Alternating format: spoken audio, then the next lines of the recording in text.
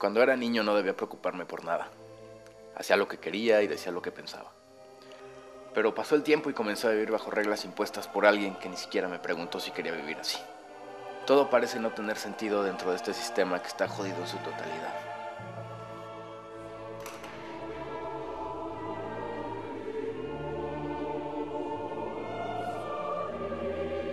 A veces creo que la vida no debería vivirse de esta manera.